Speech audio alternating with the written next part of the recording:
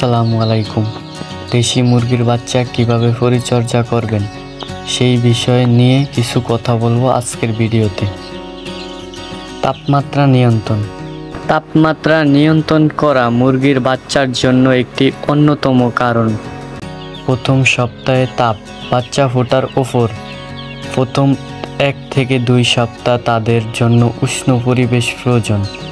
এই সময় তাপমাত্রা প্রায় 35 থেকে 37 ডিগ্রি সেলসিয়াস রাখা উচিত। এর জন্য হিট বাল্ব বা হিটার ব্যবহার করা যেতে পারে।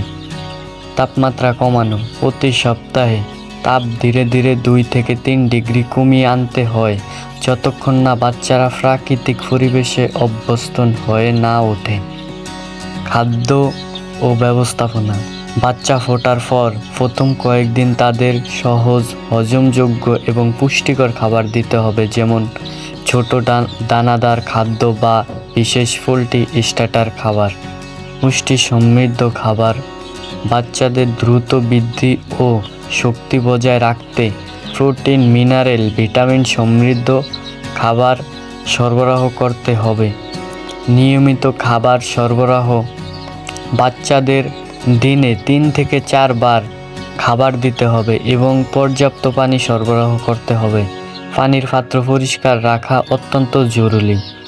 ভ্যাকসিন ও সুস্বাস্থ্য পরিচর্যা: ভ্যাকসিন প্রদান: প্রথম 7 থেকে 10 দিনের মধ্যে বাচ্চাদের জন্য মারলেক্স, রানীক্ষেত এবং গাম্বুরো রোগের টিকা দিতে হবে।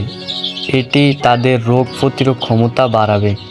না দিলেও সমস্যা নেই। নিয়মিত সুস্বাস্থ্য পরীক্ষা: বাচ্চাদের নিয়মিত স্বাস্থ্য পরীক্ষা করা জরুরি।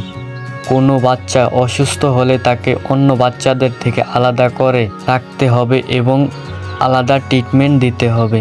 আলো এবং জলবায়ু চলাচল: আলো: প্রথম দিকে 24 ঘন্টা হালকা আলো দিতে হবে যাতে বাচ্চারা সহজেই খাবার খুঁজে পায়। ধীরে ধীরে সময় কাটিয়ে স্বাভাবিক দিনে আনতে হবে। প্রথম কয়েক সপ্তাহ বিশেষ যত্ন: প্রথম কয়েক সপ্তাহ রোগের প্রভাব বেশি থাকে, তাই এই সময় অতিরিক্ত যত্ন নেওয়া উচিত।